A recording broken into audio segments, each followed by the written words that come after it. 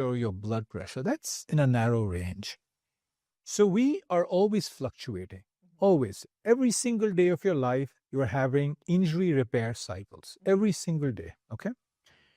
And you just don't know about it. So the person who jogs every day, they're having micro damages in their bone every single day, okay? Every single day.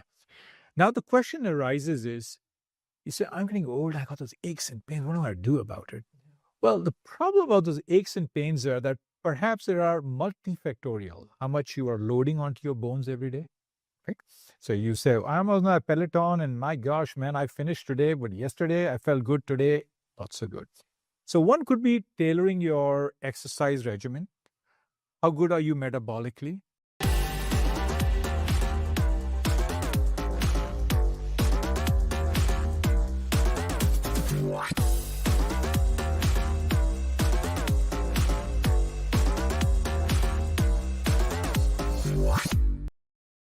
Live from KSAT 12, the 6 o'clock news starts right now. Nearly 3 weeks later, and the devastation is still everywhere. Operations in the Hill Country have shifted from search and rescue to recovery and rebuilding. So we know that crews and neighbors in the Hill Country need all the help that they can get. Some of them are actually gathering right now over at Tom Moore High School in Ingram. That's where our John Paul Barajas joins us live. John Paul, we understand a meeting about to start, the big topic about getting help to those who need it.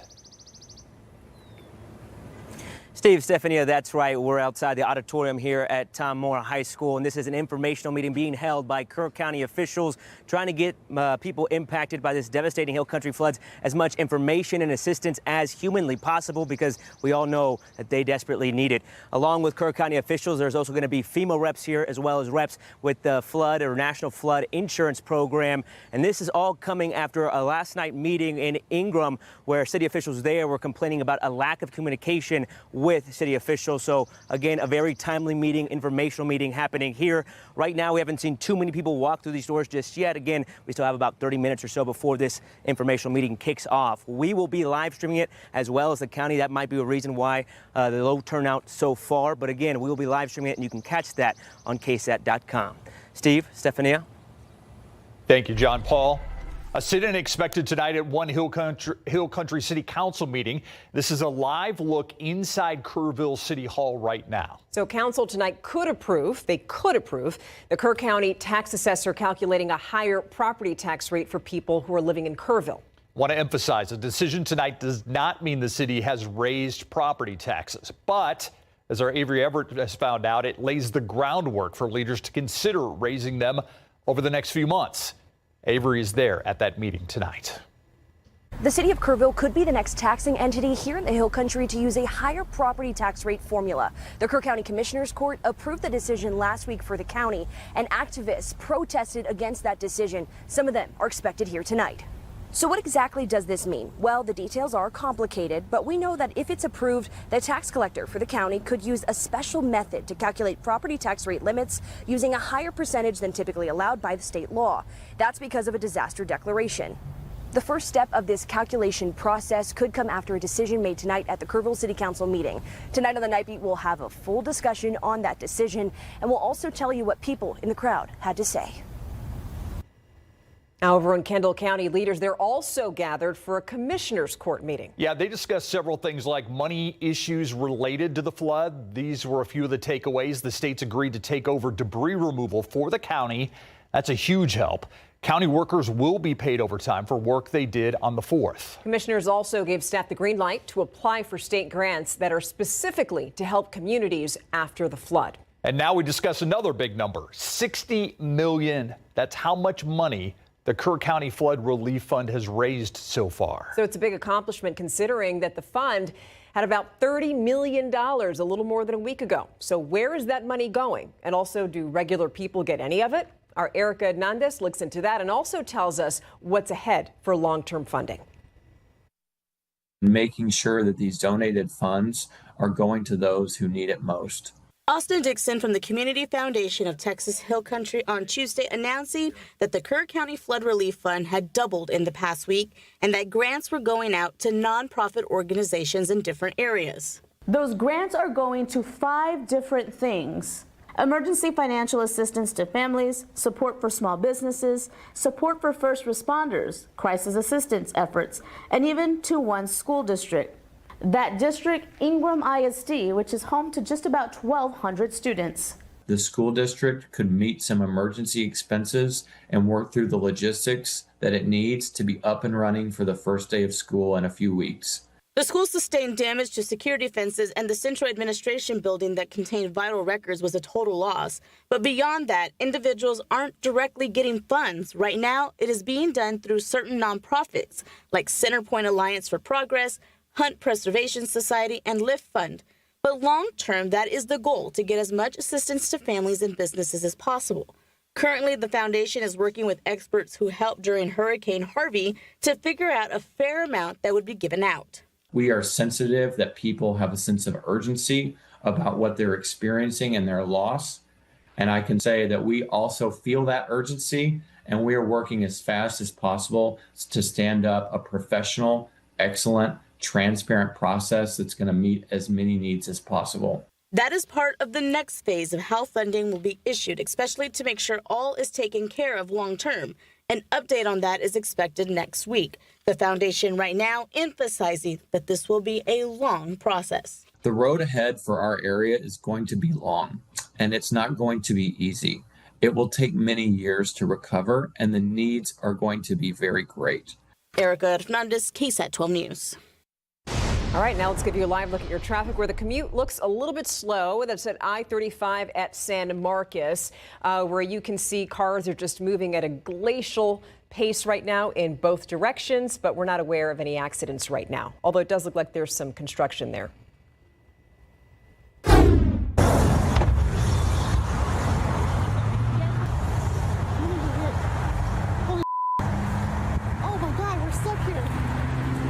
Imagine having to avoid that. Flames on a San Antonio roadway. This is video shared with us from a KSAT viewer showing a dump truck completely engulfed in fire and smoke.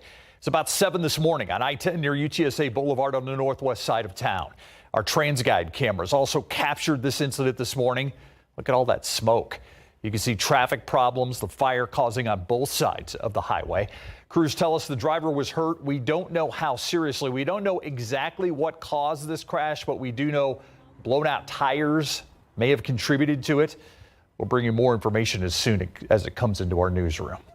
A fifth person has now died after that deadly crash involving a stolen car last week. The Bexar County Medical Examiner says 79-year-old Judith Paulson died from her injuries in the crash that happened on I-35 near Casson Road this past Thursday. According to San Antonio police, a stolen white Camaro crashed into a small bus, causing it to roll onto its side. Besides the 5 people killed in that crash, several others injured. At the time of that crash, police say multiple people inside that stolen Camaro took off from the scene. As of today, no arrests have been made. From a game of dice to a hunt for a killer, San Antonio police are looking for the person who shot and killed a man at a home near South Zarzamora. Investigators saying it happened around 3 o'clock this morning. A witness told us that the victim lived in the home and was playing a game of dice with some visitors. That person also says that one of those people suddenly pulled out a gun and then just shot the victim. One neighbor says that he woke up to the commotion as police were arriving on that scene. I saw cars and cops and crime units in, and I said, well, maybe somebody dead or something, but I really didn't come outside to the street. A witness said that after the man shot the victim, he then got into a car and just drove away. He's trying to get his death sentence overturned. An appeals hearing for Otis McCain stretched into its 4th day. McCain, if you remember, is convicted of shooting and killing San Antonio Police Detective Benjamin Marconi back in 2016. The prosecution is calling Marconi's death a calculated murder, but McCain's defense lawyers say that their client did not receive a fair trial. The appeal hearing is expected to continue tomorrow. The former girlfriend of a San Antonio police officer breaking her silence tonight, telling KSAT investigates he placed an Apple AirTag in her vehicle without her knowing and allegedly monitored her from a police helicopter. Police officer Asensio Mata investigated by Internal Affairs, but eventually cleared of wrongdoing in late April. This woman, who asked we call her Marie, says she's disappointed by the department's lack of action. It came down to he said, she said, and his side of the story was that I agreed for the device to be in my car. Tonight on the Night Beat at 10, Officer Mata responds to those accusations. And happening tomorrow, KSAT wants to hear from you. We're going to be hosting a town hall at Santikos Casablanca. We'll be discussing how to receive all of our KSAT content. Signal issues, taking questions from the community as well. Just scan the QR code on your screen to sign up for a seat. It's a free event happening from 7 to 8 p.m. You can find more information on our website, ksat.com. The world has lost yet another rock icon. Ozzy Osbourne dying at the age of 76 after dealing with an illness. You may recall that Ozzy has what some would call a controversial history with the Alamo City. Back in the 80s, Ozzy was arrested for public intoxication and also urinating on the Alamo. Today, officials with the Alamo acknowledged that incident, but also posted a heartfelt goodbye to the rock and roll singer on its Instagram account. And this is the statement. It reads in part, quote, "At the Alamo, we honor history in all its complexities. Today, we acknowledge Ozzy Osbourne's journey from regret to reconciliation at the historic site, and we extend our condolences to his family, friends, and fans around the world. May he rest in peace," end quote. So we do know that Ozzy later apologized for his actions and also returned to the Alamo to learn more about the site's history. And we're going to bring you more on the life and legacy of Ozzy Osbourne coming up just a little later on in our newscast. Also still to come on the news at 6 as the Hill Country community continues to recover. We know a big concern going forward is going to be help for those who need it. After the break, how a group in Hunt plans to step up.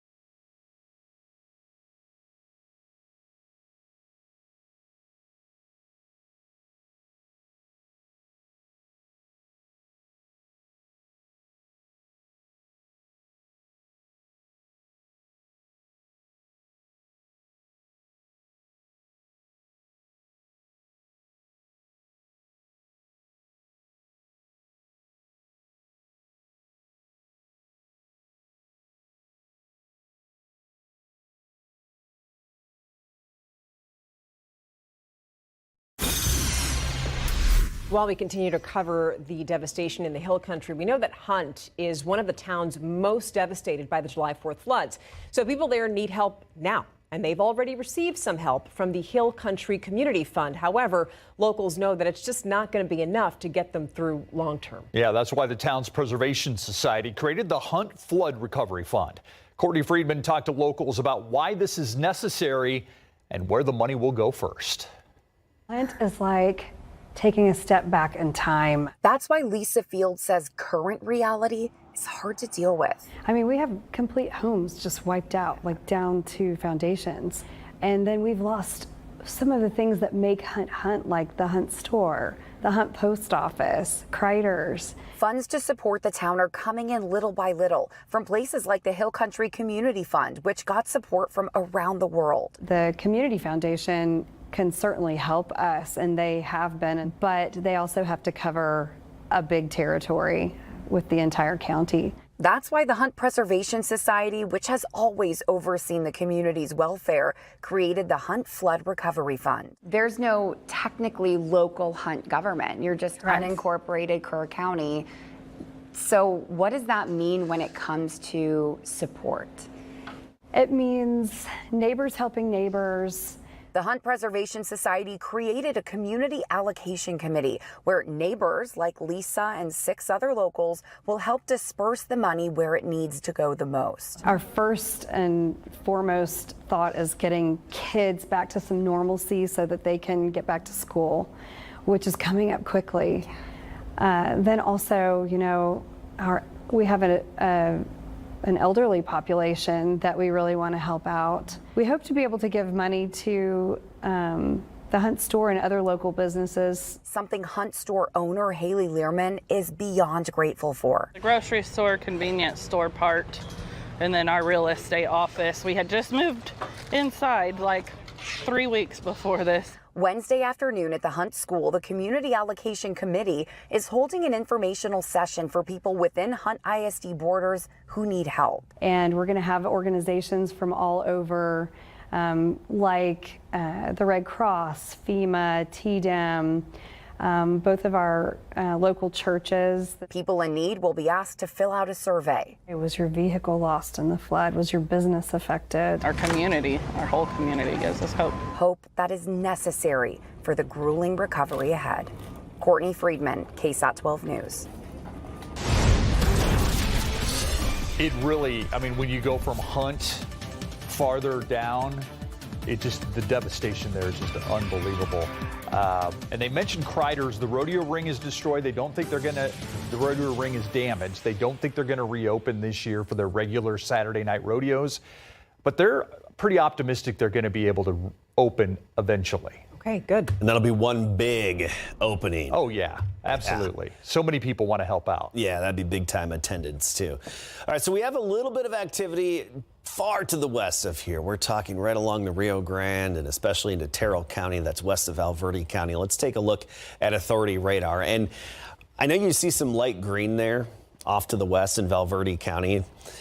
Some of that is just the mid-level clouds, the blow-off clouds from what were the thunderstorms in Mexico earlier. Now, some of this here, this yellow right along Highway 90, along the edge of the county line of Valverde and Terrell. Some of that's some light rain, but I checked in with there's a weather station at Gray Ranch right here, just northwest of Comstock and west of Devil's River State Natural Area, and it hasn't accumulated any rain. So that leads me to believe that the radar is indicating or picking up some of those mid-level clouds. And this is what I mean by that. Look at the big offshoot of clouds from the thunderstorms that developed in Mexico. It really fascinating satellite imagery to see here. Watch this.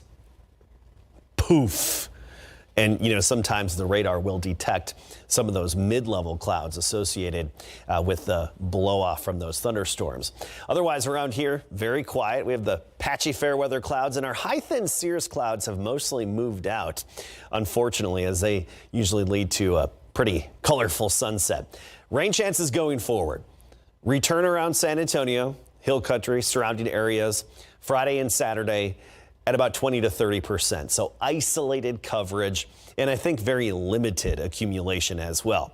We have the upper level high influencing us right now, and that's actually blocking our next upper disturbance, which is currently over the Bahamas. So that's east of Florida, slowly working its way westward across the Gulf, and some of its rain-making energy making it to our neck of the woods by Friday into Saturday. Again, overall, nothing too widespread. Coverage will be limited, and accumulations are likely to be limited as well. Just our next little ripple and upper level feature moving our way. It is not the kind of system that could turn into a tropical storm or hurricane, and no flooding, no severe weather anticipated with this. Along the Gulf Coast, as typical with these, slightly higher rainfall potential where you could see over an inch of rain. But around here, I think in and around San Antonio, we'd be lucky to get a half inch or so of rain from those isolated showers. And you look at the rainfall to date. So from January 1 to today, we've had 20.2 inches of rain. We're more than 2 inches above average for year-to-date rainfall. And you look at the past years, last time we had this much rain by this date was back in 2021 and then 2016 and even earlier into 2015. But the past 3 years we had significantly less, especially 2022 jumps out at 5.12 inches by this day. So 98 was our high today. The average 96, a record 104. That was set back in 2023. Gives you an idea of the potential. And I do think triple digits are likely, especially as we get into Thursday. Feels like 99, so it feels like 1 degree warmer than the air temperature. Kelly Field reporting 101. Castroville at 100. Poteet close at 99. Sabinal 98 degrees. As we go through the evening, temperatures falling off. Be in the mid 80s at 10 o'clock, midnight down to 83. Starting the day tomorrow, just like the past several days at 77. With low clouds early, otherwise a lot of sunshine. 91 at noon. 99 the high temperature. Wouldn't surprise me if we hit 100 in and around San Antonio. We'll likely hit 100 and even a little above in the typically hotter spots south and west, especially down south on I-35. Now notice temperatures dip a little bit. I mean, we're talking mid 90s for highs, which is close to average for this time of year for Friday and Saturday with that slight chance of rain. All right, Adam, thank you. All right, you know what temperature is really nice right now? 71 degrees. I just looked it up. That's how nice it is over in Oxnard, California. That's where our friend Ramirez I didn't want to know that. I didn't want to know what the temperature was there. I knew it was comfortable. That's all I needed to know. All right, let's talk about Dak. Yeah, you know what, you guys, I don't want to brag about the temperature, okay? So, yes, we're going to focus on Dak Prescott, the fact that he's 31 years old. And yesterday, Coach Shoddy said that he's going to limit his role here at training camp. Well, today, Shoddy broke it down exactly what that means for Dak Prescott. And the Lion, Micah Parsons, is here at training camp. He talked to the media today and told us why he's here and not holding out. We got it when we come back.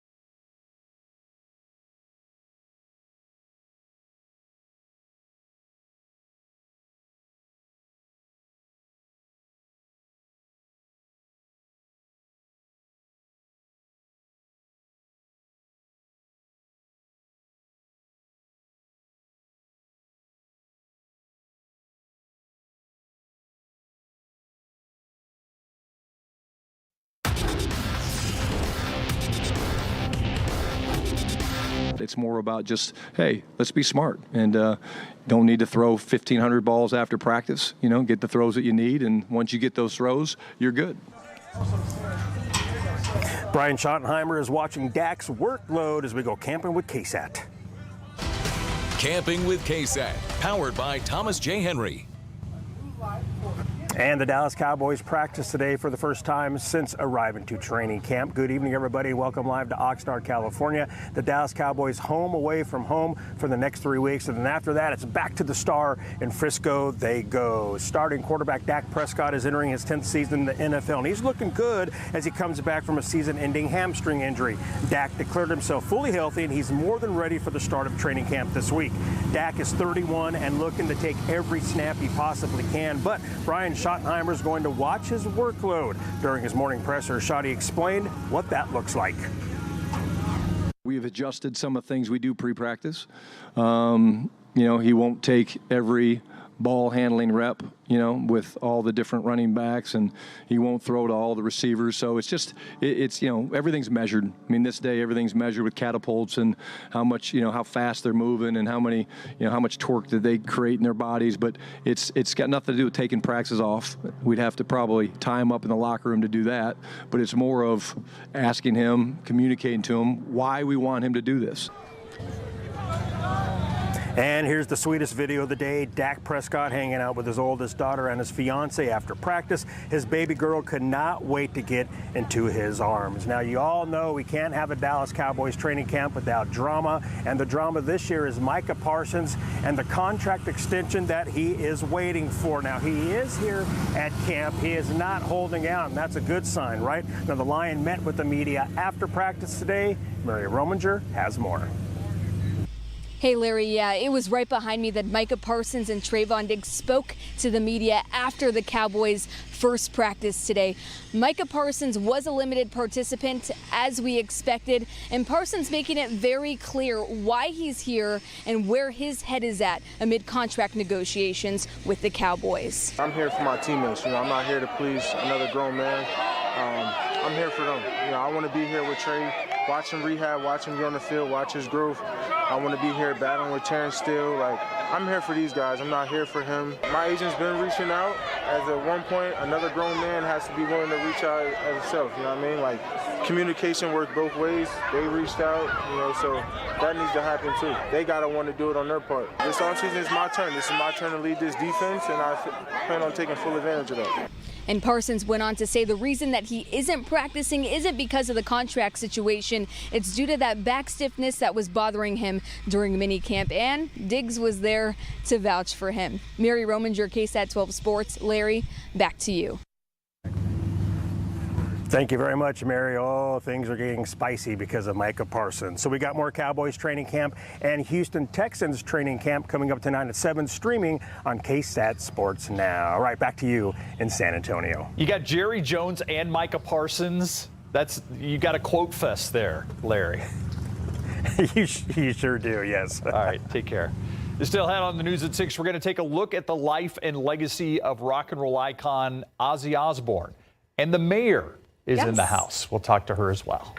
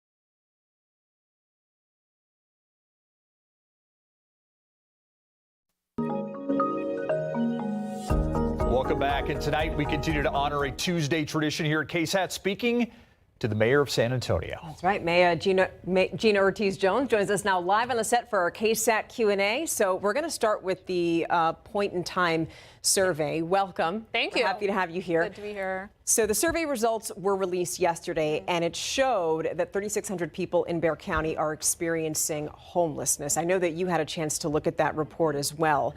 Have you discussed anything with city leaders about how we can help those who are most vulnerable? Yeah, well, again, that was a really important discussion. I was honored to provide some opening remarks at that, just because I think that is a community effort. At the end of the day, that's a leadership challenge. And as you mentioned, there was some great data in that report, in particular, as we think about these investments in the most vulnerable. One of those groups is our kids, right? One of the largest segments affected by homelessness are our young children. And so I think it's important that when we're looking at the budget itself, a moral document, we are thinking about the investments that not only allow for more housing that is affordable, allows people to stay in their homes, and understands the second and third order impacts, especially on our young kids. And when you talk about homelessness, you're talking about multi-pronged. I mean, you're not talking about just taking care of the people on the streets, but also affordable housing, mental and addiction services, so many different things. Is affordable housing at the top of that list for you? Well, I mean, certainly, look, the most affordable home is the home that you are in, right? So part of this is making sure that we also have protections in place to help people legally stay in their homes. One of the things, though, that I was struck by in that report is also just the fragility of the population. 100% increase in the median rent increases homelessness in our community by 9%. So $100 for some folks, that's a dinner out, right, with their spouse or partner. But for others, that's the difference between I'm going to stay in this apartment or not. And so I think when I saw that report, I had to think about certainly where we are now, but also what we're looking to expect over the next kind of 18 months as we look at the implementation of some of the decisions at the federal level and how they impact, again, our most vulnerable, those on fixed income, those that are, again, single head of household, and understanding we don't have nearly supply of the level of housing that people can afford. So, the things that I've brought up with the staff is we really need to, again, military parlance, we really need to war game these things. We need to test our assumptions about, when we see these things enacted, how well can we respond? That was one of the things I raised with the close to home folks, and I really credit Katie and her entire team for the good work that they do across the alliance there. This is a time for more collaboration, because as we are seeing more need in our community, it's not just our funding that is impacted, it's certainly the funding of our stakeholders as well. So now is the time to collaborate to make sure we have a good understanding of where the challenges are and how we can best address the need in our community. I wanted to ask you about the June 12th flooding. We know that there was supposed to be sort of an update on the independent review that the city has ordered to see what happened and basically what systems we need to fix in order to prevent something like that from happening again. So we were promised a 30-day update. Today was the 30th day, and we did get an update, and the update was basically that they need more time. They're still conducting this review. Is there anything else that you can add to that? Anything that you have learned?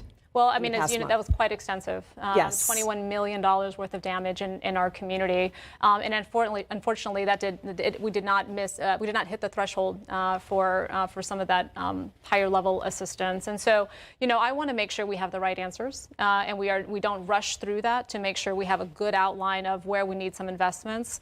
And so I know, the additional time will allow us to do that. Sorry, you mentioned something how we didn't meet the threshold. You mean from the state?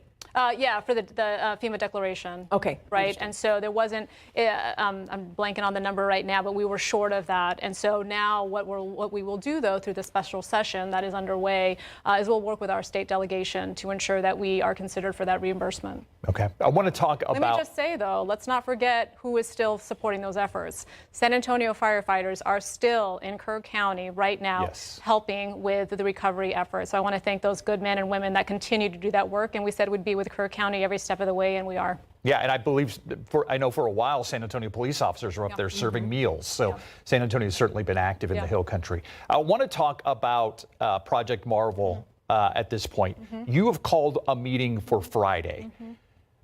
It seems like we've been waiting a while for details from the Spurs on exactly their contribution to all this. Do you expect to have those answers by Friday, or is this more like, let's just update where we're at? The purpose of Friday is to provide an update, certainly to the council as well as to the public on where things stand. As you mentioned, the last time we had a discussion on this publicly was in May, and so we are certainly due for that. Folks have provided some of their input, and I'm thankful again for those of our neighbors that have taken the time to attend those sessions. And so now it's an opportunity to kind of level set across in terms of things that we do know, things that we don't know, and the way ahead, which of course is going to be informed by their input. And Friday at City Council chambers. Friday, City Council chambers, 1 p.m. Okay. Public discussion is available. So, this is the people's house. So please make your voice heard. Yeah. What are the discussions that you've been having with Governor Abbott? So I had my introductory call with him last week, and very busy time, I understand, but I was thankful that we frankly recognize that there are places for us to work together. I think I shared with him our efforts to ensure that we keep the military missions that we've got, updated him on my trip to D.C. and provided a copy of the letter that I shared with our entire federal delegation, so that we're all singing from the same song sheet, and there was no surprise in terms of what we're looking to do, what we can further support. But I think I look forward to. I expect to travel actually there later this week. There are some things in the special session that we want to make sure get due attention, certainly flooding support, as well as some other items. But again, look, there are things we're going to work together. If it's good for San Antonio, it's good for Texas. And I think we agreed on the importance of doing all we can to support our military missions and bringing more here to San Antonio, as well as he was very clear, the economic development front. We've got some work to do to catch up with our neighbors in Houston and in Dallas.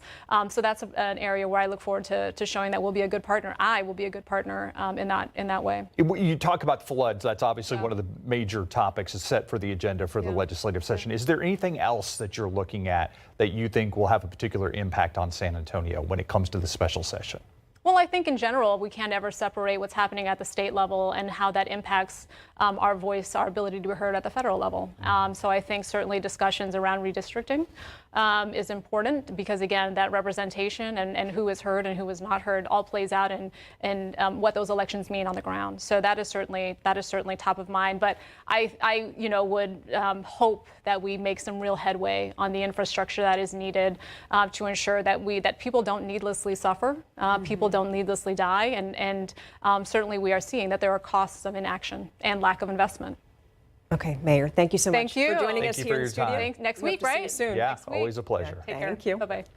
So we want you to stick around because after the break, we're going to take a look at the unique life of Ozzy Osbourne. Thank you.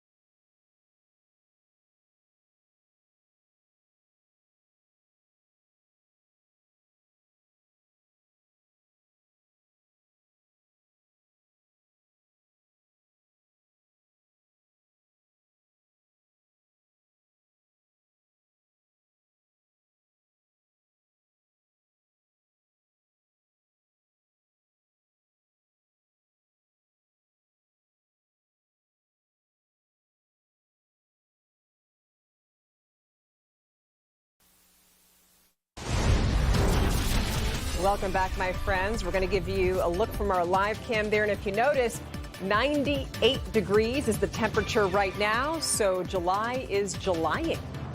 Yeah, July is July. A lot more than it has over the past few weeks. And actually, I think triple digits are really within reach the next couple of days. Now, you look on authority radar far to the west. A lot of this is mid-level clouds from the blow-off clouds of the thunderstorms in Mexico, but a few showers possible far western Valverde County and especially into Terrell County. This activity unlikely to impact Del Rio and surrounding areas. Again, a lot of this green here, some of the clouds. And you look at the clouds and you see how the storms really flared up over the past few hours. And now those clouds are stretching all the way into Edwards County, to Real County, almost into Uvalde County as well. We'll talk about our next chance of rain and the reservoir lake levels in just a bit. Thank you, Adam. Legendary performer Ozzy Osbourne has died at 76 years old after a battle with Parkinson's. He was surrounded by his family. ABC's Rena Roy has a look back on his remarkable life. Ozzy Osbourne, undoubtedly one of the most beloved and iconic heavy metal performers, has died at the age of 76. His family saying it's with more sadness than mere words can convey that we have to report that our beloved Ozzy Osbourne has passed away this morning. He was with his family and surrounded by love. Osbourne co-founded the band Black Sabbath in 1968 in his hometown of Birmingham, England. He gained notoriety for his often drug and alcohol-fueled antics on stage, which earned him the nicknames the Prince of Darkness and the Metal Madman. Osbourne was diagnosed with Parkinson's disease back in 2019, speaking with ABC News about the illness in 2022. How's your mobility these days? Not great, but I mean, I have to negotiate everywhere I'm going to go, you know. And I tire easily, but I'm well. Right. My family have been absolutely wonderful while I've been laid up. Rock and roll! He gained fans from a younger generation, starring with his family on the reality TV show The Osbournes, which aired on MTV in the early 2000s. The UK native also spoke about having 9 lives and his hard partying days in Black Sabbath. You have the 9 lives of a cat, don't you? He's got more than that, let me tell you. I mean, I should have been dead a long time ago. He was known for hits including Iron Man, Paranoid, War Pigs, Crazy Train, and Bark at the Moon, both with the band and as a solo star. His death comes just weeks after reuniting with his Black Sabbath bandmates and performing a huge farewell concert for fans back in Birmingham, taking the stage for the final time. He once said this about performing. When I get on a stage, something takes over. My spirit becomes alive.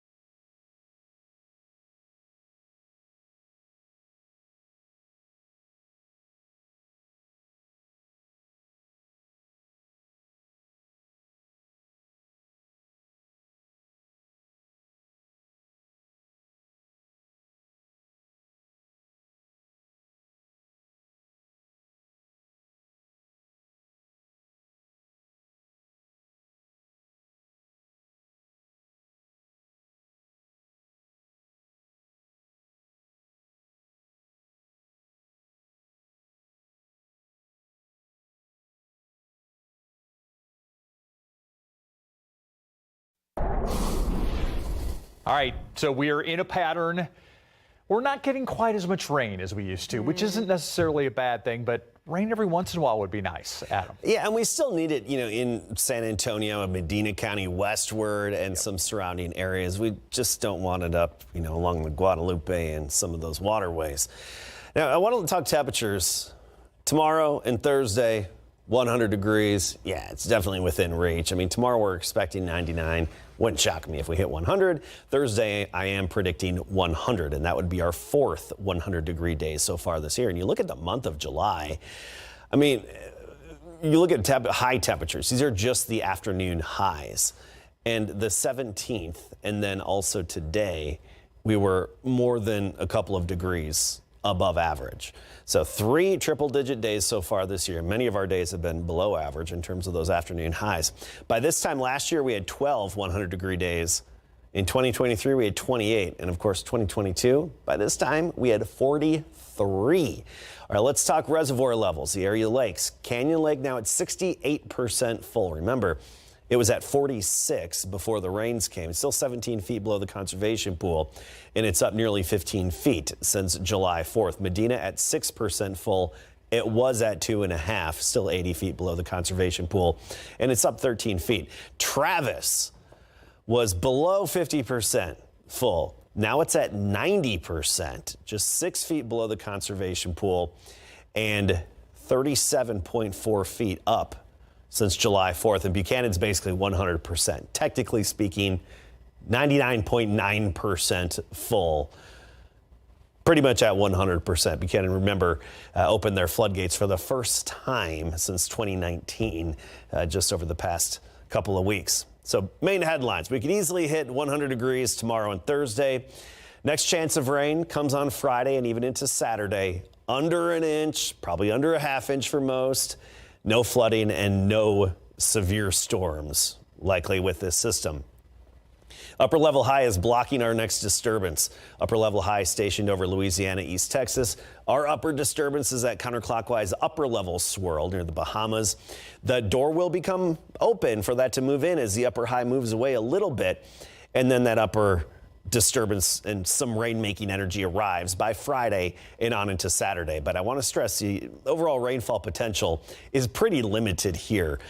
We're looking at just a few isolated stray showers or thunderstorms Friday afternoon, Friday evening, and even on into Saturday, with the higher accumulations of an inch or more likely along the Gulf Coast, but unlikely around San Antonio. Drought monitor, of course, it's the worst West Texas and here. That's where you see the reds and the dark browns. 98 right now will be down to 86 at 10 o'clock, 77 in the morning, 99 tomorrow. Again, wouldn't shock me if we hit 100. Definitely hitting triple digits in the typically warmer locations south down I-35, Carrizo Springs, Crystal City, Dilley, etc. And then we trim off a few degrees, mid-90s for Friday and Saturday with extra clouds along with those rain chances. We'll be back in just a bit.